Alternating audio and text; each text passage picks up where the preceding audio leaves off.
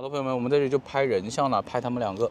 非常的有氛围，看到没有？非常有氛围，像那种抛尸的地方，知道吗？3杯我就拍一个人了，3杯我就拍一个人了，你走开吧。你们两个怎么都走了？河边的错误。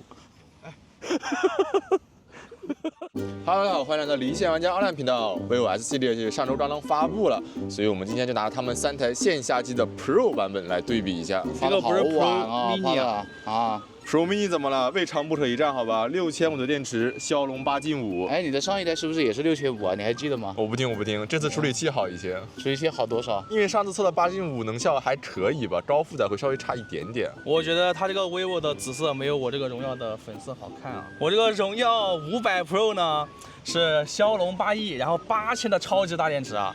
上次那个荣耀500续航有点崩啊，我觉得应该是芯片的问题。我觉得500的 Pro 续航应该是非常不错的。作为一个从来没有用过 Reno 系列的人来说啊，这个 Reno 15 Pro 刚刚发布，是一个天玑8450的处理器，6500的电池。我觉得今天的续航应该是最垫底的吧，我感觉这个处理器有点拉了。那不一定啊，这个 S30 Pro Mini 真的屏幕还小呢。你屏幕小有什么用呢？不好说，这个屏幕又大，电池又小，续航绝对拉到底了。你今天最小嘞。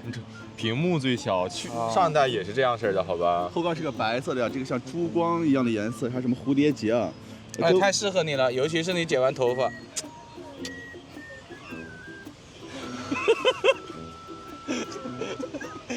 那么相关的设置和流程，我们就打在中屏的某个地方，我们开始今天的测试吧。我们现在来到了岳麓山脚下，我们先上个山吧。那么上山的过程中呢，我们就先放 B 站的4K 60帧视频啊，打开弹幕了。这个亮度的话是右边的这一台是最高的，这个是荣耀就是牛啊，然后其次是中间这个 vivo 啊，然后这个 OPPO 怎么回事呢？感觉很灰暗啊，一点不意外啊。前2天在用它的时候，就是发现这个亮度巨暗。那我们就把这个亮度统一一下，然后跟这个荣耀是统一的这个亮度。没来过岳麓山吧？没有，第一次啊。怎么样感觉？感觉这个氛围非常的好，鸟语花香的，人也很多。我们没有上山呢还。哎呀，这下面一个广场，窥一斑可见全豹。就有个经典笑话，你知道吗？怎么说？他们会问这个地方的毛主席雕像是举的哪只手？没举手啊，这不是就背着手的吗？要不要也拍一下？我拍什么？你不拍吗？你不跟这个合一个影吗？你不是第一次来吗？你又不是不知道，我从来不在景区合影，好吧？你要欣赏这里的美景，而不欣赏自己。还没进去呢，进来了呀，感觉怎么样？很爽啊！哎，你真的好像我一个大学同学，我真受不了了。我觉得有点像。什么像谁？镜头前不能说，好像。他说他像吴某凡，我觉得一点都不像，他疯了，我操！何意味啊！我靠，我就是比心啊，比心啊。这有什么心可以比啊？就是你可以跟这个树比个心啊。我靠，快走吧，快走吧！你们视频放完没有啊？还有2分钟。放完之后要干嘛呢？是要把手机交给我拍一点照片，是不是？对啊，我们已经来到爱晚亭的附近了，拍一下这个爱晚亭啊。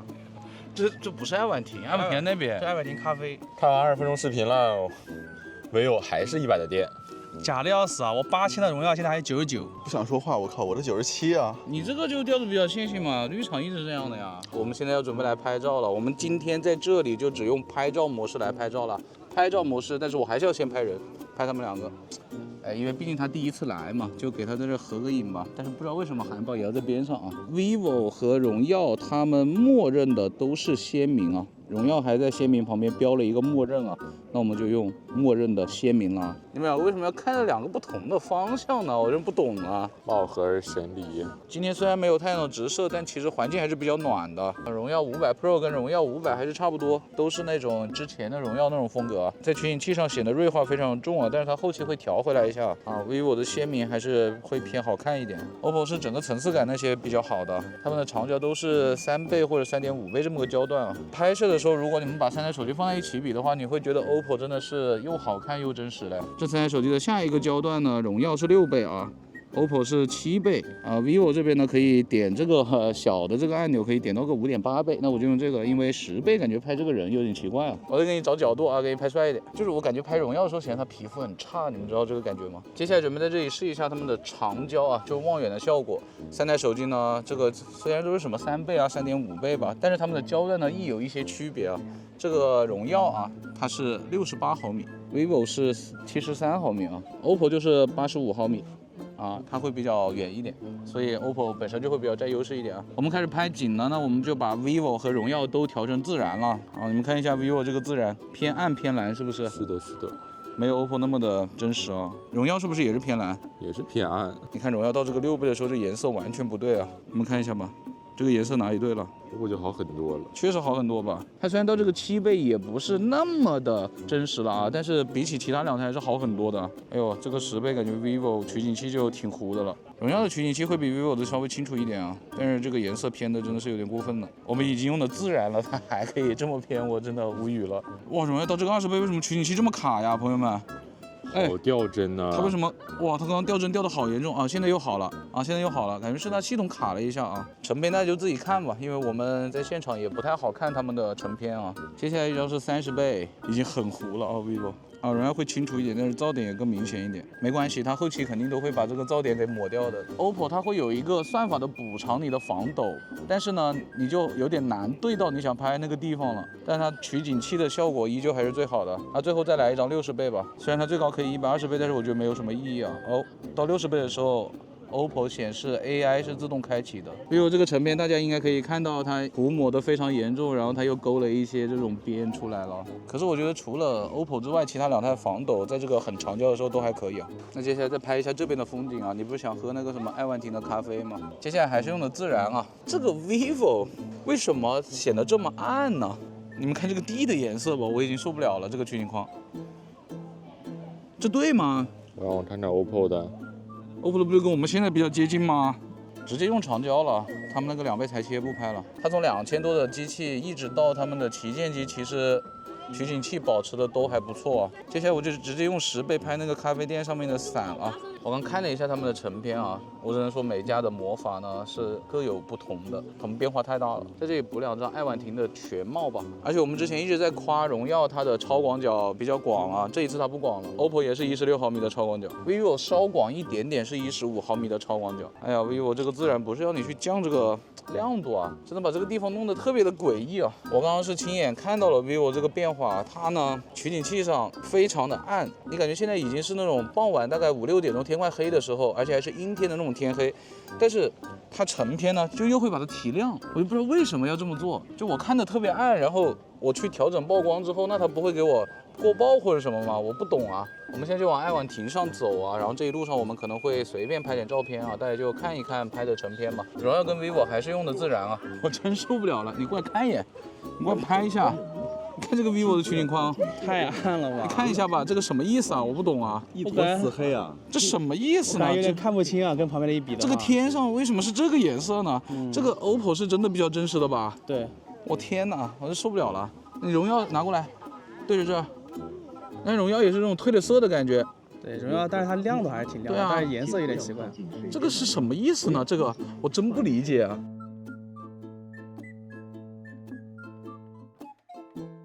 在这个角度拍爱晚庭，用的是他们那个6、7倍的那个焦段。我们截一张取景框的图，然后大家再看一下成片啊。这里还有一点点红色的枫叶啊，那我们就来拍一下红枫，好吧？缓缓的枫叶降落。能影响我发挥是吧你？感觉vivo这个拍照体验有点……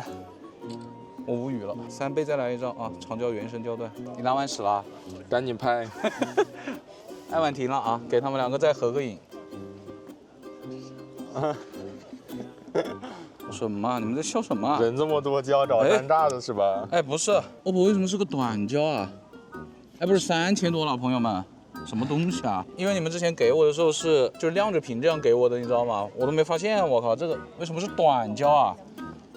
我真无语了。那这里我们就把 vivo 跟荣耀调回鲜明了。哎，这个时候超广角广一点还是有点优势的。我要怎么才能够从这个地方用长焦带到爱晚庭跟他们人啊？我只能蹲着拍吧，但蹲着拍好像也带不到啊。那就不拍长焦了呗。那我就要把爱晚庭跟他们人都带到啊，就一个非常抽象的构图。你就说拍没拍到吧，好吧？是2个人还是两个头啊？2个头，他们2个并不知道我在干什么。我们再切回自然拍一下爱晚庭啊。哎，这个荣耀切到3倍拍这个爱晚庭3个字的时候，怎么这么亮啊？跟 vivo 就完全相反。大家可以看一下那些瓦和木头的一些细节啊。哎，这3台的拍照，我觉得毫无疑问选 OPPO 吧。朋友们，我自己用 vivo 的，我很不爽啊。还是买 X 系列吧，要拍照的话，这个 S 系列买不了，真的买不了。我们在这里拍了快30张照片，现在 vivo 还有92的电。荣耀居然只有89了，不是8000电池吗？这才用了55分钟呀，什么鬼？吗？对啊，太先进了。没有啊，到现在为止都是你在用啊，是你在拍照片啊，就是你的问题。太虚了，这个荣耀，我这个 Reno 15 Pro 还有87的电，现在是中午的11点10分，我们已经使用了54分钟的手机了。好，接下来我们找个犄角旮旯测下信号，好吧？为什么找个犄角旮旯呀？什么意思啊？OK， 我们已经在这里拍了1分钟的微信视频了，并且他们的屏幕亮度我们也重新开关过了，可以看到就是右边的这一台荣耀啊，它开关过之后屏幕亮度是比较高的，其次是 vivo， 然后 OPPO 呢就比较低了。但是刚刚拍照的时候 OPPO 其实还挺亮的。好，那我们现在发送一下，3、2、1点。呀，荣耀没有导出，之前好像也是荣耀没有导出啊。对。但荣耀怎么停了？没办法完了，发完了呀，都是5G 啊，联通的5G。这个 OPPO 好慢呐。哎呦 ，OPPO 好慢。哎呦，这个8.5还是快一点啊。OK。那8450什么东西啊？这8450什么东西啊？什么意思啊？你怎么不说话了啊？我们现在准备下载一个英雄联盟手游的安装包，都是在他们官网下载的。但是他们的显示的这个有点不太一样啊，只有中间的 vivo 是1.32G 啊，其他2台全都是1.2G。3、2、1点。哎，右边这个荣耀它底下在加载什么广告吗？对。等一下 vivo 这么猛对吗？ ，vivo 40兆猛，好猛，超猛啊！这个 OPPO 就还是那样子啊，它的默认浏览器就是会相对来说慢一点。荣耀也可以有30多兆啊，它的广告终于加载出来了。哇 vivo 太屌了，乱杀呀！这猛抢啊！哇 ，vivo 已经下完了了，荣耀75%。OPPO， OPPO 是他的 ，OPPO 是谁 ，OPPO 是他的。我不想说话，你亮度也很低，现在。不想说话。OK， 荣耀也下完了，OPPO 会不会变快？好了，毁灭吧，毁灭吧。你看其他2个下完，它完全没变化的，这就是9兆。我们现在3台手机在用电信卡打电话，联通卡刷抖音呢。开刷吧，慢刷。最右边谁的抖音号啊？怎么感觉都长一个样子？这些女的。我感觉慢刷好像没有什么区别啊，只是这个左边的 OPPO 呢，感觉滑上去的时候不是120帧啊，那我们再稍微快一点啊，稍快一点刷好像也没有什么问题啊。那我们最快吧？最快的情况下，3台手机都会在某个地方卡很久，加载很长一段时间啊。好了，现在我们用联通卡打电话，电信卡来刷抖音啊。你最右边这个是男的吧？哎，不知道呀，是男的照打好不好？男的也行。我不行。哎，你这个左边的 OPPO 好像，哎，这个卡卡的。对，真的掉帧，真的有点掉的啊。好，那我们再稍微快一点。不行。快刷这个左边的 OPPO 也不太行。其实 vivo 也会有一点，荣耀好像是比较流畅的。最快的话，这个电信卡跟联通卡没什么区别啊，都是会加载稍微久一点啊。我们来看看电量啊，我这个 Reno 15还有84的电，荣耀还有86的电。还是我的 vivo 最多呀，88的电。那接下来我们打王者荣耀吧，都是5v5的均衡模式，然后呢，画质的3台都是这个极高加自定义最高的画质啊。这个高手这么屌，怎么111颗星啊？没少玩啊！我都2个星期没怎么玩了。你们那个距离有点暧昧了吧？我们进游戏了，看3台手机亮度。是你中间的 vivo 最高，其次是荣耀，然后这个 OPPO 好暗，你调一下吧 OPPO。OK， 往上拉一点。这也拉起来。这把游戏打了5分多钟啊，3台手机帧率没有问题，但是亮度呢，一开始是这个 vivo 最亮，我们调了跟 vivo 一样之后呢，打着打着变成荣耀最亮，另外2台亮度都有所降低啊，搁那偷呢。现在我们又把亮度投低了。我发现我这个 Reno 的这个亮度都快拉满了，才跟别的2个一样啊。这什么调度啊？这上限也太低了吧！第一把游戏打了14分钟啊，3台手机都没有什么问题。那第2把呢，我们就把游戏相关的设置都开高一点啊。我这个 OPPO 是开了一个超级 HDR 画质，然后操控设置里开了一个超频响应。vivo 就少一点，有着鹰眼显示和4D 震感。荣耀我开启了画质增强跟触控增强，它有2个跟帧率有关的，我就不开了，怕它影响帧率。第2把因为开启了游戏相关的设置，我这个 OPPO 呢开了 HDR， 亮度会比另外2台要高一点，但我们把亮度就统一了啊，现在亮度是一样的了。另外呢，音量呢都是50%，但我这个 OPPO 还是要稍高一点的。什么意思呢？打了20多分钟了，24分钟马上结束了。哇，队友太强了！谁太强了呀？队友太强了。那打这么久呢？主要我0-12，我也太强了。他0-12。0-12啊！还有个射手。对呀、我太强了。你猜他为什么找百星王者教学呢？就是因为他0-12这个战绩。我还是4.7分呢，还行吧。4.7分就是拉中之拉。我前期挂机那么久，我都拿到11-6了，好吧？现在 vivo 还有75的电。无人问你，无人问你这个事情。我的 OPPO 还有72的电，现在荣耀还有76的电啊，现在中午的12点16分，我们已经使用了2小时1分钟手机了。耶，你反超了耶！那我肯定啊，他们那个电量一开始都是假的，我这是货真价实的8000毫安时大电池啊。荣耀500不算啊。刚刚那把王者也是什么问题都没有啊，毕竟天气这么冷，也不会掉帧什么的。现在是11度啊。确实风吹的有点冷。那游戏打完了，现在我们准备下山了。我们先来打一下微信视频通话吧。他们的视角是 OPPO 的比较广啊，左边这台 OPPO 是最广的，而且它整体的发色也还比较自然吧，有一点轻微的磨皮效果啊。然后这个 vivo 呢，我觉得很夸张了。首先就是我们用肉眼看它非常的糊，然后你看我的脸就是不是显得特别的白啊？感觉有点爆了。对，很爆。然后它非常的糊哎，这可能是我们见过前置镜头最糊的一台了。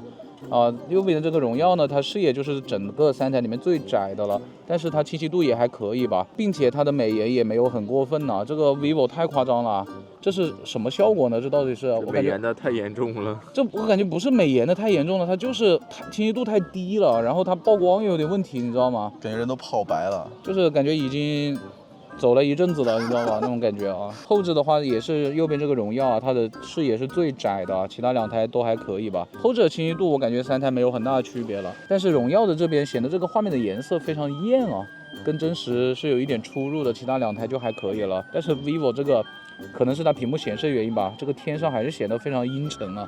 其实今天是没有那么阴沉的，今天只是个多云的天气啊。我们已经打完了10分钟的微信视频通话，现在来刷一下美团啊。现在是左边这个 OPPO 亮度是比较高一点的，其他2台就稍微低一点了。来，快刷，刷最快，把你们手指活动起来。好像都没有什么加载方面的问题啊。对，确实。那我们就再刷10分钟美团吧。10分钟美团刷完了，现在我们准备来打金铲铲。哎，荣耀最高可以开到120加超清加至臻的画质啊！另外2台哇什么破手机啊，60加超清加极高。你也不看什么处理器？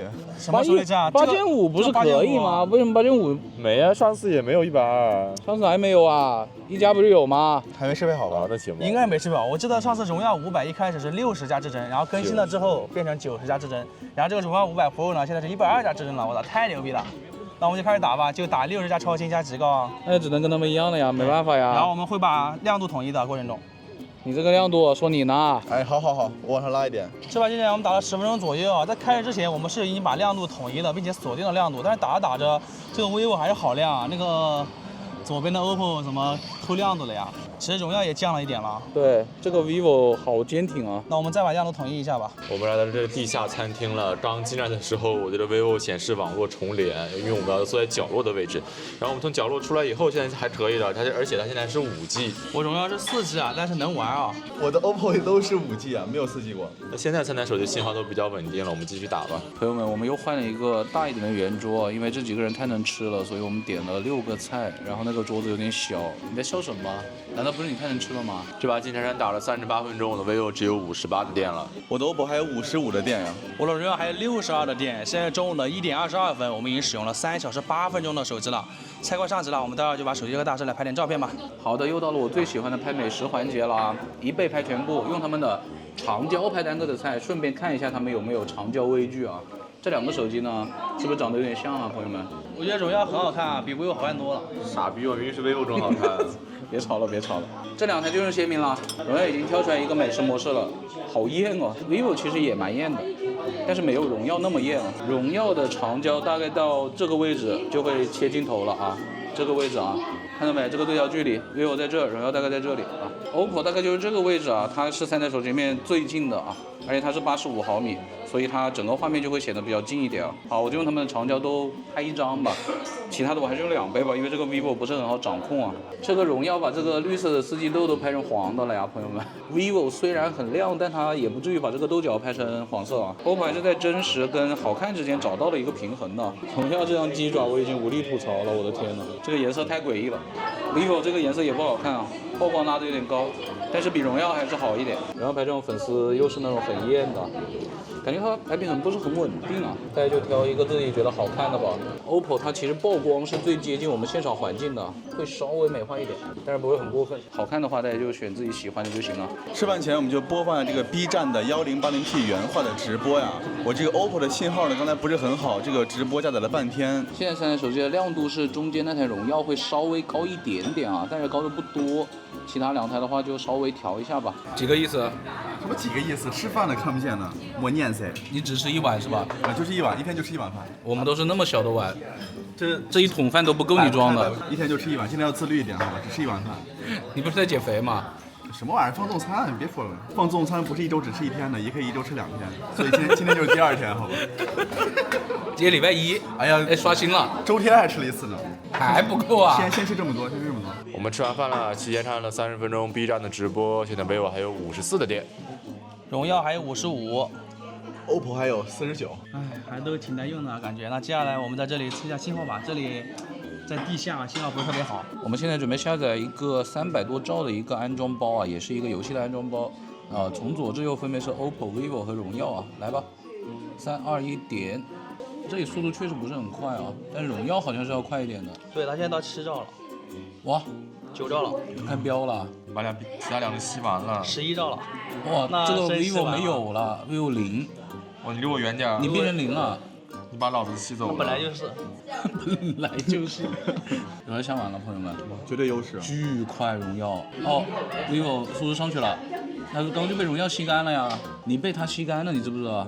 手机被它吸干了，我觉得没得比了。这非常的明显啊。OPPO 最高我看只看到了1.8兆吧，还是2.5兆。OPPO 感觉一直就是这样的。对对对。现在 vivo 那边有8点几兆了，9兆了啊。其实 vivo 也是可以到那个速度的，就是被荣耀抢了。我们要去后湖了，去后湖的路程中我们就刷下信息流吧。走路过去是吧？肯定啊，又要饭后走一走了。你就这么想活到这把就走完全正确的路，好吧？还是先刷抖音。看一下你的抖音。可以。确实牛逼，我现在知道为什么能活到99了，好吧？饭后刷这个谁不开心呢？那他呢？你怎么不笑？你为什么不笑啊？不喜欢是吧？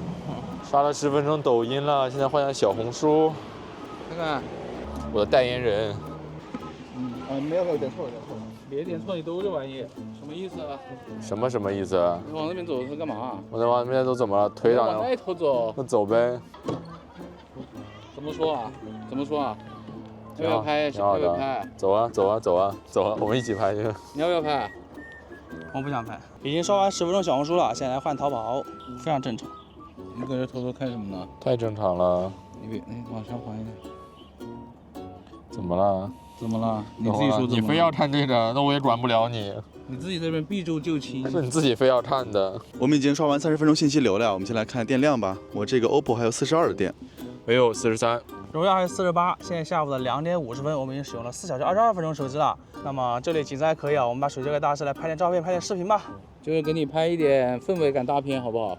我不需要这种东西。好的，朋友们，我们这里就拍人像了，拍他们2个，非常的有氛围，看到没有？非常有氛围，像那种抛尸的地方，知道吗？这3台手机呢，它们有很多不同的人像焦段，那我们就用1倍、2倍、3.5倍啊，因为这个 OPPO 就是这样的呀。vivo 呢，我们就用23、50和85吧。荣耀我们就用1倍、2倍和3倍啊。荣耀这边默认的就是雅固生动了 ，vivo 这边默认是鲜明。然后美颜呢，就是一个经典美颜啊，秋天男神氛围感，快一点。有情头可以换了是吧？有情头可以换了，当然不。你为什么一直要憋笑啊？什么意思啊？哦，这个人像环节呢，我觉得取景器上最真实的其实是 vivo 啊。OPPO 这个人像怎么感觉取景器就这么的糊呢？2倍氛围感。OPPO 这个取景框在人像的时候显得就有点偏暗了，但也没有暗的特别的过分吧。荣耀还是感觉是那种老荣耀。这个人像还是那种显得锐化很严重的感觉，取景框体验是真不太行。vivo 就显得会比较的正常。要换 pose 了，3倍我就拍一个人了，3倍我就拍一个人，你走开吧。你们2个怎么都走了？好，你就在这里吧。好，给你拍点有氛围的，好吧？哎，人像我是真的觉得 vivo 的这个拍照体验会好一些的。荣耀就是假的。反正你剪了个新发型，不就给你拍一下嘛？要不然你天天在这边显得像个家暴男一样。现在不像家暴男了，像刚犯完罪，河边的错误。好的，朋友们，我们现在准备用3台手机的前置人像啊，来拍一下照片。只有荣耀识别到我们多人之后缩到0.8了，其他2台都可以缩，但是呢都没有自动缩，那我们就给它缩一下。大家应该可以看到中间这个 vivo 曝光非常的高吧，就是后面几乎都白了，然后人脸也是非常的白。它是用的经典的人像，就是它默认的。荣耀用的是雅固生动，哎，不是雅固生动，就是生动啊。刚刚发现这个 vivo S50 Pro Mini 它前面还是有2个闪光灯的，大家可以看一下啊。看到没？前面有2个，然后屏幕闪加上前面2个闪啊，但是我们白天就不是了。那么我们缩放完了之后呢，也是左边的这个 OPPO 啊，会显得最广，而且感觉肤色也挺自然的。然后这个 vivo 就是一眼就是曝光特别高，也不知道为什么。我们刚刚已经给这个 vivo 擦过了，它就是很白啊，那没办法了，它的视野范围是会比左边的 OPPO 要稍低一点啊。荣耀就是最近的了，这跟我们上午那个微信视频通话的效果是一模一样的。荣耀是比较窄的啊。现在太阳在那个位置，大家可以看到吗？就一定要破云而出了啊，就稍微有一点点太阳光，那我们就逆光再来一张。现在是一个今天相对逆光的环境啊，来吧。现在是前置的拍照模式啊，依然呢，他们2台 OV 还是没有给我们自动切这个超广角啊，那我们也给它切到最广吧。那我们现在就拍照的顺光来一下吧，这个 vivo 还是好白啊。好的，我们现在准备用他们的前置来录像，但是我们发现一个问题，就是这台荣耀啊，最高只能4K 30。真的最高只能4K 30，你就算切到1倍，它也是最高4K 30，是不适用于当前分辨率的。算了吧，荣耀就拍4K 30吧，其他2台最高都是4K 60没有问题啊，那我们就拍4K 60了。好了，我现在来做3台手机的前置视频录像啊。3台手机呢，只有这个 OPPO 呢是0.6倍啊，看起来会稍微广一点，因为这个荣耀录的是3人，所以看起来卡卡的。我是说，而且我感觉这个荣耀的人的脸上显得有点那种不自然、啊，对，就感觉看着有点斑斑点点的。但是左边的 OPPO 呢，显得就美颜非常明显。对，但是我会更喜欢左边这个 OPPO 一点，因为它拍的好看一点啊。然后我现在跑一下，大家看一下防抖。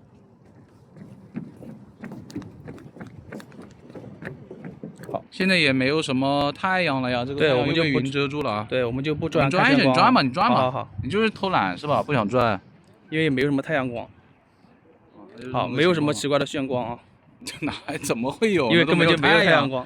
我们现在准备来录后置的录像了，还是他们2个人啊？但是我们发现了一个小问题，就是4K 60帧的情况下，只有 OPPO 是有超广角的，大家看到了吧？它是可以切的啊！哎呀，其他2台超广角都是不能4K 60帧的呀，这咋办呢？又不转了呗？好吧，荣耀这个画面从取景器上看，目前看就感觉还是那个以前的荣耀那种非常不自然的感觉啊。我先看一下他们能不能切吧。OPPO 应该是可以的啊，切了1倍，好3.5也是切了的，最高是到18倍，好，大概是这么个效果。OK， 我再回到1倍。然后我再看一下 vivo 吧 ，vivo 直接切3倍了，哦，是切了的 ，OK， 它最高是15倍，我们来看一下，就是这么一个效果了 ，OK 吧，我给它切回1倍，好丝滑，它好快啊，好，接下来是荣耀，啊，3倍也切了，哇，这个主摄跟3倍完全不是一个感觉啊，好，它最高是10倍，然后它10倍其实也不是很清楚了，就这个样子了，好，切回到1倍，哦，它直接跳的，大家还看到了。我现在慢慢向他们走过去啊。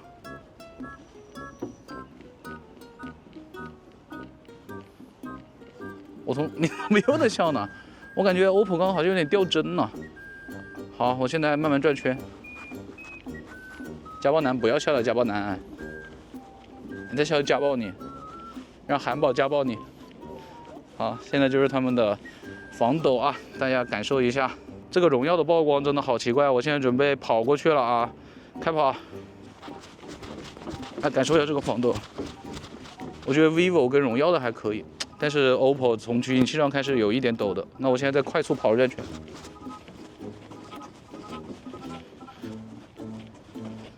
好，大家感觉一下呢，再拍拍你啊，一身灰色，颜色最自然的是 OPPO。这个荣耀相对 vivo 来说，它有点太亮了 ，vivo 就显得有点蓝了。你在拍哪里啊？我在拍狗，你是畜生，你他妈的你在拍狗，他把镜头他妈对吧对着老子，我在拍狗，我操，杂种的你是。我们这里拍了照，拍了视频，现在 OPPO 还有36的电 ，vivo 还有35的电，荣耀还是最多啊，42的电，现在用了4小时41分钟了。但是 vivo 的屏幕确实挺亮的，在这个环节中啊。行吧，那我们接下来就找地方步行轨迹一下吧。我们真的要从这个湖上开始吗？就从这儿开始吧，看他们初始定位准不准啊？都是用百度地图步行轨迹记录。开始，在这个湖边啊，大家看一下这个位置啊，那边就是路了，我们等下要走这边的。我们现在准备在这个小区里面逛一下啊，绕一绕。这3台手机都在他手上。哎，为什么今天是你一个人拿了？因为我最牛嘛，我就不想拿手机。因为他最不想拉屎。好的，朋友们，我们已经走完了呀，走了13分半钟的样子啊。3台手机的起点全都在这个湖面上啊，都稍微偏了一点点吧，也没有偏太多啊。然后接下来这一段路呢，3台手机都差不太多啊，都是错误的。对，就是它都没有很在那个路上啊。对，好，那我们确实接下来是走这个边上的，没有走这个上面的大路的啊。进这个小区的位置，其实3台手机没有很大的区别啊，都还是比较偏在路上的吧。我们今天整体的这个难度应该也是会稍微低一点的啊。这一小节的话，其实是 vivo 和荣耀会好一点，左边的 OPPO 呢，它有一点波动啊。对，好，接下来这个拐弯呢，3台手机没有很明显的区别吧，都还行。小区的边上这一条路，我们都是沿着这个靠左边一点走的啊。3台手机都稍微偏了一点点，区别不是特别的大吧。这里我们过了个马路啊，3台手机都是在斑马线上的，没有很大的问题。但是接下来这里就有点问题了，因为这里他们全都穿楼了。是的，没有一台没有穿楼的啊，表现非常接近啊。好，接下来我们在这疯狂绕圈。其实 vivo 和荣耀他们的路线会比较接近一点，但是 OPPO 这个就显得会稍微偏得多一点，而且感觉它的过程是有点崎岖的。它的形状不太对。对，形状是不太对劲的啊。因为今天我们整体的这个路会比平时要简单一点。最后是到了这个位置，我们看一下这个终点啊。终点的话，现在只有 OPPO 的这个标和它这个位置是完全重合的，然后 vivo 呢是人的位置在上面一点了，终点在底下，荣耀就稍微往左偏了一点了啊。其实没有很大的区别吧，感觉 OPPO 会略差一点点，稍差一点，但是没有特别大的区别啊，都还挺好的。因为我们今天这个难度也会简单一点。笑够了没？能不能拍？我来说。好。现在我们用共享单车来扫下充电宝啊！来吧，支付宝来扫一下共享单车，还是这个左边的 OPPO 啊，比较慢一点啊，其他2台都还可以。现在我们到奶茶店门口，准备扫一下这个门口的2维码，它已经挡住了啊！来，3、2、1，走！这个 OPPO 真的好暗啊！啊，这一次速度倒是没有很大的区别，但 OPPO 进去的感觉会慢一点。你看你现在跟屏幕真的黄黄的。我们现在已经到这个信号比较抽象的奶茶店了呀。3台手机的自动亮度我们已经开完过了，还是左边的 OPPO 会稍微低一点啊。来吧，1分钟微信视频，3、2、1，点。vivo 要导出了呀 ，vivo， 哇，3台手机都显示是5G 啊。完了。荣耀很快，荣耀已经发完了。OK，OPPO 发完了。哇，看一下 vivo 发速度，它发速度其实，它卡住了，啊也还可以吧，但是它整体是最慢的。我们又重新开关一下自动亮度啊，现在咱们自动亮度就是这个情况了。我们现在准备下一个微信啊安装包，都是用他们默认浏览器，来吧，大概是180兆左右啊。3、2、1，点。好，我们来看一下速度，哇，荣耀，哇。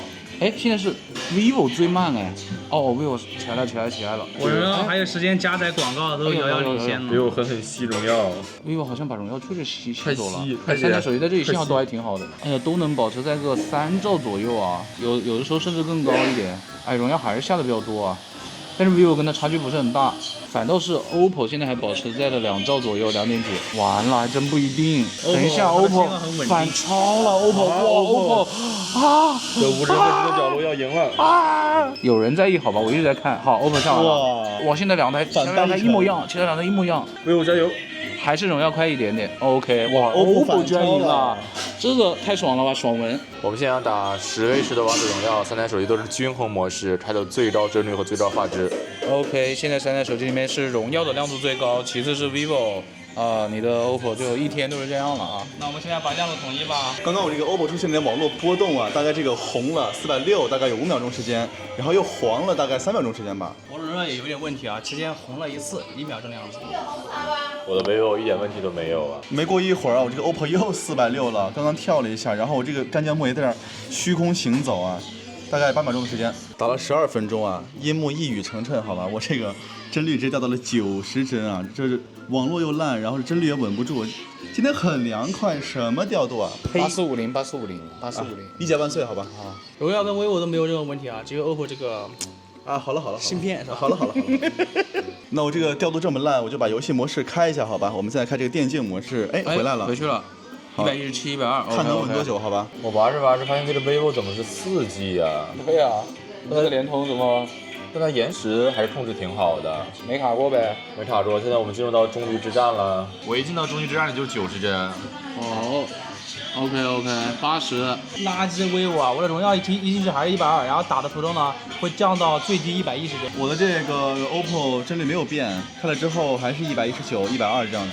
我vivo开了游戏模式之后就好了。 OK， 那就是荣耀现在没有开游戏模式也稳得住啊，骁龙81嘛，对吧？完了，我怎么460呢？100多了延时。OK， 70、80的。你们两个没问题呗？没有问题。现在好了，不慌了。这把打了15分钟左右，在没进入到终局之战的时候，vivo 表现都挺好的，但是一进去就均衡模式90帧。我开启了游戏模式之后，打大混战的时候，最低也有100几帧情况，而且期间还有网络不稳定啊。感觉它这个8键5调的没有1加的好啊。荣耀的整个游戏过程中出现了一次460的情况，持续了大概1秒钟，然后进入终局之战之后，它的帧率也是非常稳的，只有在特别大混战的时候会降到110帧，短暂的基本上都在115以上。但是你没有开游戏模式。对啊，我这8亿就是牛啊！我什么都不想说，好吧，这个8450太烂了。在前面呢是有2次的网络波动和1次的掉帧啊。在进入终局之战之前呢，开启了电竞模式，这个帧率是稳住了。然后在进入终局之战之后，帧率也是120左右，就后面还可以，但前面这个网络帧率真的没法说。第二把荣耀呢，我们就打开游戏相关的设置啊。然后我这个因为帧率问题稳不住啊，我就开一个电竞模式，另外2个是没有开的。我们不唱了呀。太好过，全都分手那天，不该什么是真我。让你是软弱，如果不是我会自己洒脱，让我难过。你这干什么？绝命毒师是吧你？颜色有点奇怪哦。你这什么颜色啊？这把游戏打了10分多钟，我的荣耀锁到了90帧啊。荣耀锁了呀？对啊。我的天。那我就开新的模式了啊。你开吧。你这8亿是调的比较差的那一种吧？我的8G5完全没有问题，还是120。你还是标准模式吗？对呀。那你上把怎么锁呢？上把是大混战才锁的。哦，对。荣耀开了游戏模式之后回来了。OK， 你反正一直是游戏模式呗。游戏模式，然后现在帧率也没有掉，网络也很稳啊。打了12分钟左右的时候，我的 vivo 也锁到90帧了。那你调的好吗？我要开性能模式了。调的好不好呀？我8G5本来就比较差一点。开了性能模式，一下就回到120了，还可以啊。那谁不是呢？这把实位是打了快16分钟，在12分半左右的时候，我的 vivo 的均衡模式锁到90帧了，最后开了性能模式没什么问题。大混战的时候最低在115帧上下浮动吧，这次也没有卡顿的情况，网络也表现还可以。我的荣耀500 Pro 呢，在6分钟的时候，它给我锁到了90帧，但是我开启性能模式之后，一直到大混战，它的帧数都非常的稳，一直维持在120，性能释放还是不错的。我的 OPPO 第2把开了游戏模式之后呢，帧率跟网络没有任何问题，包括在后面的终局之战之后呢，帧率也非常的稳啊。确实是真的电竞模式啊，那个暂且信它一把，好吧。打完2把之后，我这个 OPPO 还有15的电呀。vivo 还有17的电，荣耀还有25的电啊！现在下午的4点32分，我们已经使用了5小时52分钟手机了。那接下来呢，我们就打车回去啊，途中会经过南湖的隧道，我们重点关注他们在隧道里的表现。我们现在已经上车了，然后3台手机呢全都有车道级导航啊。我们今天是会比较快速的进入到隧道，然后3台手机的电都不是很多了。我们还有一些项目没有完成，所以我们导航就导20分钟啊。我们现在要进入到隧道了，只有一条车道，因为我们今天是反着走的。我们已经进入到隧道了，好，都在隧道定位中，目前来看都还挺准的。哦，左边2台的亮度立刻降下来了，只有右边的荣耀还是比较亮的。我们汇入进来了，左边的 OPPO 会稍微慢一点啊。对，OPPO 还在那个分叉的地方，大家看到了吗？3台手机进度都有一点差别啊，但还是 OPPO 的会比较滞后一点啊。而且 OPPO 现在这个亮度降的有点太低了，我们是把高德的那个什么智能省电模式是关掉的啊。OPPO 这差太多了吧，像不动一样，而且车速只有20、18，怎么可能呢？我们即将要进入到那个弧线行驶了，只有荣耀的会比较准一点哎，那个 vivo 就有点快了，它已经进入到那个岔路了，我们还没有进的。荣耀是比较准的。哎呀，这个 vivo 真的不行，这个 vivo 有点太快了。这个 OPPO 也更不行了。 OPPO 太慢了，我们刚进这个岔路口啊，荣耀只是稍微快了一点点啊，跟我们实际是比较接近的了。OPPO 就怎么在那个里面就是睡着了呀？啊，他是不是离你太近了呀？所以就睡着了啊？乱讲。vivo 也卡住了 ，vivo 已经要出去了，我服了。好，我们现在已经从这个隧道里面到见天的地方了，但是还没有出隧道啊。OPPO 在干嘛？OPPO 荣耀是比较接近，但荣耀其实也在这停了。好，都开始走了。OPPO 闪现出来了。 OPPO 闪现出来了。OK，三台手机现在都在这个位置了。这个人刚刚元气森林喝多了，已经睡着了呀。哎，他真的都快睡到师傅身上去了。刚刚师傅问他。你是不是昨晚没睡觉？他昨晚没睡觉吗？我不知道，他昨晚没回家。真的吗？真没回家。他昨晚真没回啊？他可能在电竞酒店睡的。就在门口的电竞酒店。电竞酒店跟别的男人睡在一张床上吧？可能。没有烧着吧？大床房。烧着。干湿分离了。我们还有一会儿才到啊！我们在车上就导航了18分钟啊，就给它关掉了。晕车啊！太撑了。太撑了。车来快晃我上去。怀孕了是吧？哎，好机会。完了。干嘛？你想干什么？你想干什么？他叫你拍了吗？哇，这车来回晃，妈呀，跟那海盗船似的。好机会，韩宝。好了没了，走吧。我们导航了18分钟啊，整个导航过程中，3台手机在隧道里面差异比较大。我们在进入隧道的时候是 OPPO 反应稍慢一点，我们在驶出隧道的时候也是 OPPO 反应稍慢一点。它就没有反应好吗？它在隧道里面就慢非常多。vivo 就是会领先一点，勉强可以接受吧。其中是荣耀的表现是最好的呀。那么现在呢 ，vivo 只有13的电了 ，OPPO 还有12的电。你们电也最少呢？啊，我哪知道啊，8450太烂了吧？荣耀还有22的电啊，现在下午的5点16分，我们已经使用了6小时14分钟手机了。接下来呢，我们就使用高油步行导航。我们现在已经开始导航了，但是荣耀这个规划路线不太一样啊，它是给我规划的在这个道路上走的。我们是在人行道上的，对它是在这个车行道上的，大家看到了吗？所以荣耀它这个实时位置就不是特别对了，另外2台是对的。OK， 另外2台都是在我们这个人行道上的。哎，家人们，这个半场开香槟了呀！我以为这个 OPPO 给我规划的路上面的这个规划的这个路线呀。我走着走着让你到大马路上去啊？对呀，你以为我要开车是吧？vivo 是 OK 的呀，你这个是什么意思？为什么要走到路上去？想谋害你？是不是因为这边是这个洗车店，然后让我开车往路上走是吧？他觉得你像个车吧？可能。我们刚刚过了一个马路啊，依然是在道路的右侧走，但是呢，荣耀之前他过马路给我规划的是左侧道路，然后我过了马路之后呢，他识别到我位置错了，就重新规划右边了，对，就跟我们现在非常的一致了，对，表现还是很好的。对。vivo 刚刚走起来的时候，跟我们的实时位置是一致的，但是停下来之后位置也错了，到马路对面去了。但是它也是停下来才错的嘛，之前都是对的。OPPO 这个导航就非常的不好啊，我们现在其实已经走到这边的位置了，但是它这个实时位置还是在这一块儿，没有变呀。他们没过来过吗？没有过来过。它就还在前面，并且还要你往路上走。对，而且就是说，它这个 OPPO 不管我实时位置在哪里，就是它还是把我往它这个规划的这个线上去引导。但是你一直是规划的往右侧走的道路，这一点还是可以。那可能比你好一点吧。看我走起来的时候 ，vivo 的实时位置就是对的。确实，走起来就对了。过了一会儿啊，我这个 OPPO 终于给我规划这个实时的位置了，现在跳到这块了。刚才在10秒钟之前，它还是在原来这个位置。OK， 它现在才过来的。对对对，这个就真的有点慢了，朋友们。反应很慢了，这个。因为这是它的实时位置啊，这不是它规划路线啊。我们又过了一个路口，在这停一下，看3台手机有没有虚中心的走问题。我的 vivo 一开始是298，现在只走了294，只有4米，看起来挺好的。啊，这个 OPPO 呢，我跟大家说一下，它一开始是270，现在已经走到快240了。荣耀走的还挺快的，一开始挺慢的，现在越来越快了，感觉。那个猛走。我都220多了。好，那就是只有中间的 vivo 没有出现啊，还是停在这的啊。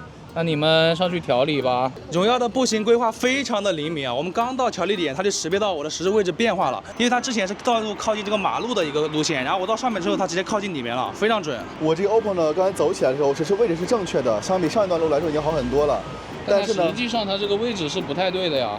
对，因为我们其实是在这个上面的，马路在那边啊。我vivo动起来的时候位置就是准的，但它没有重新规划。没有到这边了。朋友们，我们本来没打算再看了，但是这个 OPPO 它已经到马路对面去了，我们还没有过马路啊！你看，它已经到对，这个本来是从下马路对面了。面走的，然后当我们从上面走之后，它在这块停的时候，它就已经跳到这边来了。我们打15分钟已经到达目的地了，整个导航过程中呢，荣耀的表现还是非常不错的。虽然一开始它的规划路线呢不是特别的好，但是我们走的过程中，它的实时位置还挺准确的，并且它在此基础上会给我规划出一条新的并且准确的路线，整体表现我还挺满意的。但是呢，它有虚荣心的问题，我觉得没有表现正好。虽然它没有规划路线，但是它实时位置我觉得会更准一点。好个屁！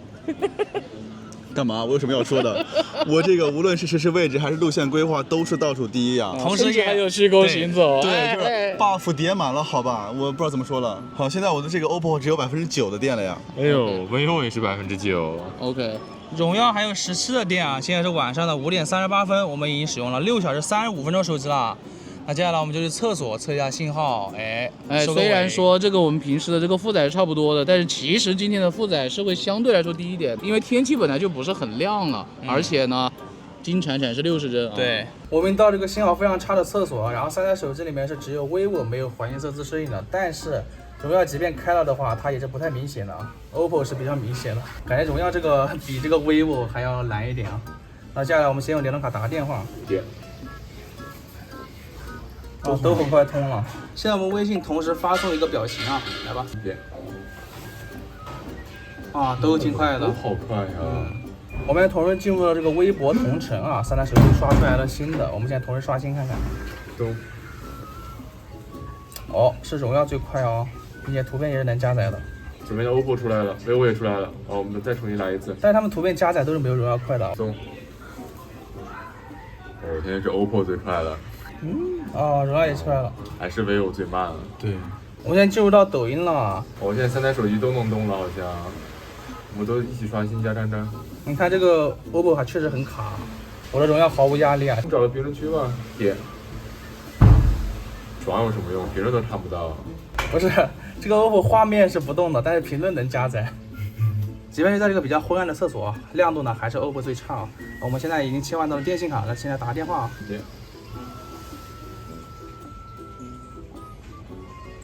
哦，都很快通了。我们现在微信同时发送3个表情啊，点。都很快。我们现在已经进入微博了，3台手机都刷新出来新的，我们现在同时刷新一下。松。啊，都挺快的。都很快，再来一遍。但是 OPPO 加载图片其实是稍微慢一点。松。还是 OPPO 会稍慢一点，并且图片也是出来慢一点。我们现在进入抖音，3台手机都重新加载了啊，但是这个 OPPO 是没有画面的。荣耀也是刚刚才加的时候，都有画面了。那我们往下刷一下吧。感觉是中间的这个 vivo 表现最好。是的。我们找评论区看一下吧。点。评论区这次是荣耀最快，另外2台差不多。但3台评论区都能点开，整体会比联通好一点。那这个信号非常差的厕所呢，3台手机的今天整体表现都还不错。联通呢是 vivo 稍微差一点，电信呢是 OPPO 稍微差一点。我们已经到地下车库，准备来扫一下这个墙上的微信支付码。大家已经看到有一个人头在这里了啊！3、2、1，走，微信1米。还是感觉这个 OPPO 会进去的慢一点啊，其实扫到速度差不太多。现在我们离那个二维码大概有4到5米的样子了，来吧，走。OK， 都没有动静。OPPO 放大，扫不出来啊。扫出来了 ，OPPO 扫出来了。前2台都放大，能扫出来吗？走吧。怎么说啊？这表现反正已经很差了。真的有。好。差不多。都扫出来了啊。左边是 vivo， 你看这个 vivo 这个屏幕真的，荣耀今天这个亮度一直都还可以的。现在我们到这个很暗的地方来扫二维码，但是它比之前要亮一点了，还是微信1米，来吧。几乎是同时扫到的啊。你看这个 OPPO 就进去慢一点。现在我们离那个二维码大概有3米左右了，来3、2、1走。反而 OPPO 扫不出来了啊 ，OPPO 是最慢的，其他2台速度倒是差不太多啊。你怎么到这种时候就不行了呀？跟我有什么关系？跟他有关系。现在是晚上的6点08分，我们今天已经使用了6小时51分钟的手机了。我们今天的流程已经差不多走完了，但他们呢还剩下一点电。我的荣耀还有13%， vivo 是3%。，OPPO 是5%。那么最后的电呢，我们就回放一下金盏燃，看看他们到底能坚持多久吧。vivo 马上要没电了，要进入到微电精灵了。OK， 它的成绩是7小时5分钟，其实也还可以。我还挺满意的。我的 OPPO 现在还3%啊。哦，还可以哦。还可以。OK， 没了。哦呦我操！哎，干什么？干嘛？微电精灵了，只能打电话了。7小时5分钟结束战斗。你不是很满意吗？你摔它干嘛？挺满意的，挺满意的。而荣耀此时还有10%的电啊，那我这个8天电池肯定是战斗到最后的呀。现在是晚上6点45分啊，这个 OPPO 也关机了，它的成绩是7小时28分钟啊。而且这个 OPPO 没有进入什么省电模式，直接就关机了啊，非常爽快。我这个荣耀此时还有5%的电，那我们稍后就给大家总结一下吧。好的，朋友们，就由我 vivo S50 Pro Mini 开始今天的总结吧。它今天整体续航时间是7小时5分钟，是第一个没电的。就续航时间上比上一代有很明显的进步的，尤其是今天的王者和金盏燃时间比之前还久一点。我这台 OPPO Reno 15 Pro 的续航时间是7小时28分钟啊，最后1%的电差点把这个荣耀给熬死了呀。熬不了一点啊，最后我的荣耀还有5%的电呢。你8000呢？说不定它最后的电也很能坚挺啊。你81呢？那价格我也没比他们贵啊，咋了？我就爱用这么真材实料啊。那我再来具体说一下表现吧。我的 vivo 今天整体使用来说，我觉得没有什么很差的地方，但也没有什么很好的地方。整体来说，6500配着8G5的处理器，表现中规中矩吧。但是它确实是洗刷了上一代的那个很差的表现啊。它今天我觉得就可能步行导航方面定位比他们更加精准一点，其他的话就真的还好吧。它金盏燃适配稍微有点差，还是60加上超轻。8G5只能玩这个负载是有点不太应该的。因为我们上次就用1加测8G5的中高负载会稍微差一点，但是今天我们没有到达这个高负载这个情况，所以可能也没那么露馅吧。作为一个从来没有用过 Reno 系列这个用户来说，今天这个表现让我非常的大失所望啊。今天全程我觉得是没有哪里是好的，只有一点呢，就是在最后书记超原草那个文件下载之后，确实是反超了抢到速度了，也就是今天唯一的一处亮点了。其他的呢，包括什么这个车载导航，就是整个导航场景都是最慢的，无论是实时定位也好，还是说路线的规划都是最慢的。而且就是不像这个价位该有的表现，阉割了很多的东西。硬说就是拍照吧，这拍照这部分就留给大师来讲吧。终于轮到我跟他们售价差不多的荣耀500 Pro 了，它给的这个硬件还是不错的啊，碾压他们，所以有一个表现也应该的。虽然说我这个8000毫安的电池，最后比这个6500的 OPPO 只多了5%的电。但是我今天其实比了一下，就是荣耀感觉这个电池技术还是挺屌的。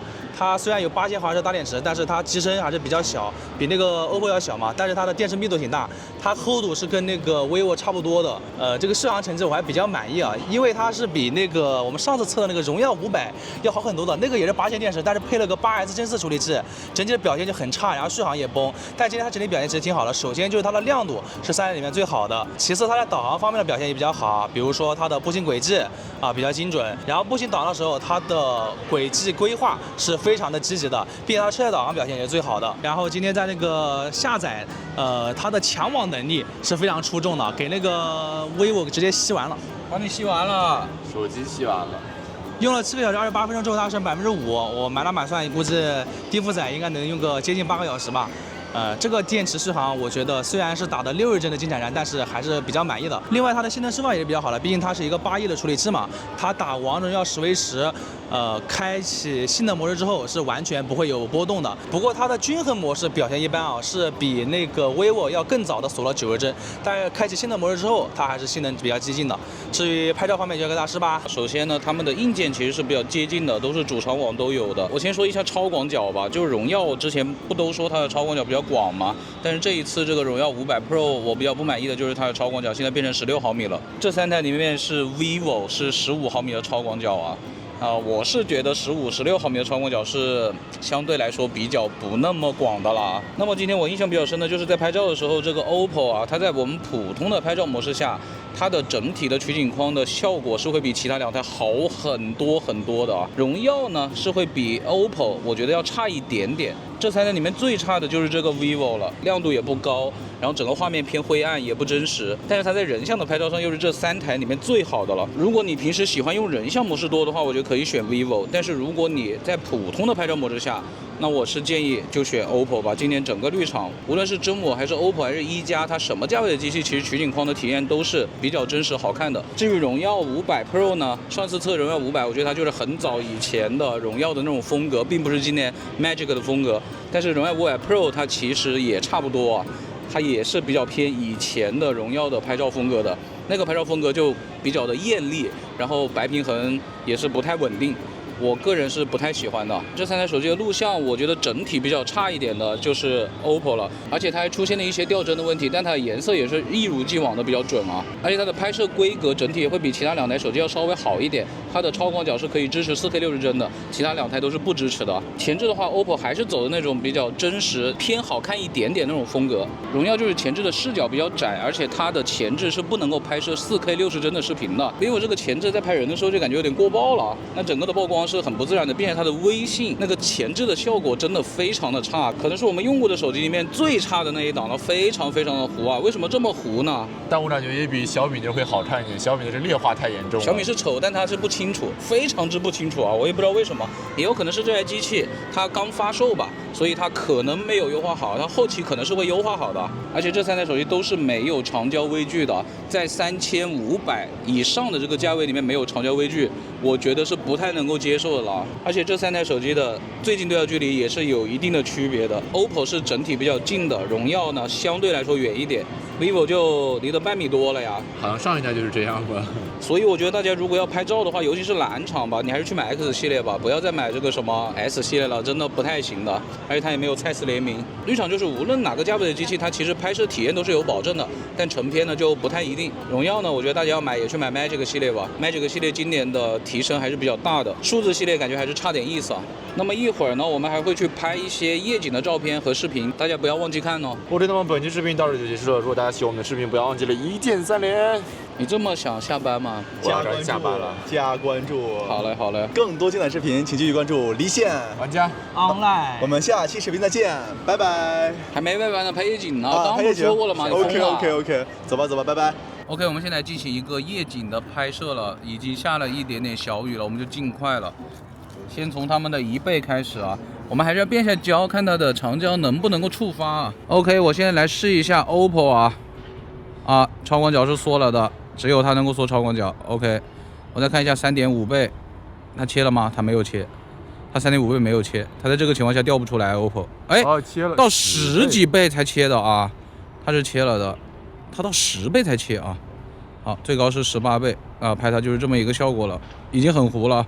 好，回到1倍，再看一下这个中间的 vivo， 好，拖3倍没有切，好，继续看，看到它的10倍切不切？10倍切了，10倍还是切了的，看到吗？对，也是10倍切。OK， 最高是15倍，就是这么个效果了，它得到10倍才会切啊。最后是右边的荣耀，来吧，1倍开始拖，3倍切了吗？切了，但是画面很暗。好，继续，它最高就10倍了，哇，这个荣耀已经看不清楚了，看不到，这根本看不到了啊。那我们就回到1倍吧。好，现在我慢慢的向他们走过去。这个中间的 vivo 为什么拍出来这么蓝啊？其他2个还稍微正常一点啊。好，这就是我走过来的这么一个防抖了，大家看一下效果，这是他们的主摄啊。哎，这是韩宝。哎，我怎么感觉中间 vivo 刚刚有点掉帧呢？我现在从这个画面上来看的话，这是荣耀对准韩宝的脸啊，还可以。vivo 感觉有一点点糊 ，OPPO 感觉很暗，然后噪点很多啊。OK， 我们现在又到了这个炫光神树下面了，我们来看一下，这是他们的主摄。哦，好明显，都是有。然后我觉得 vivo 啊，中间的 vivo 好像是最粗的，大家看到了吗？我们调换一下角度啊。都有炫光，但是 vivo 的还是显得会比较明显一点，但是其他2台都有点颜色，你知道吗？就会比较蓝一点啊。荣耀我觉得是整体程度比较轻微的啊。vivo 跟荣耀我还是用的鲜明啊，因为他们默认的就是鲜明啊。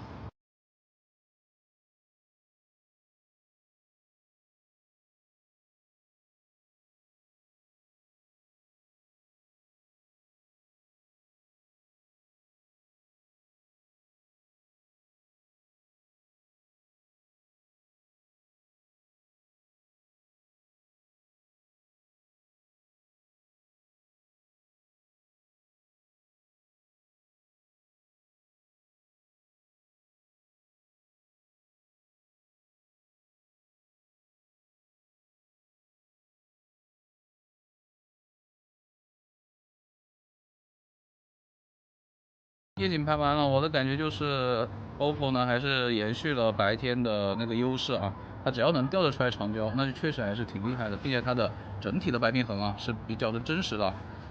但是还要提醒大家一句，3000多了，反焦指纹啊，就这样了，我们回家了，不用了这个。哎，不是我跟你回家，你们俩回家了，拜拜拜拜拜拜。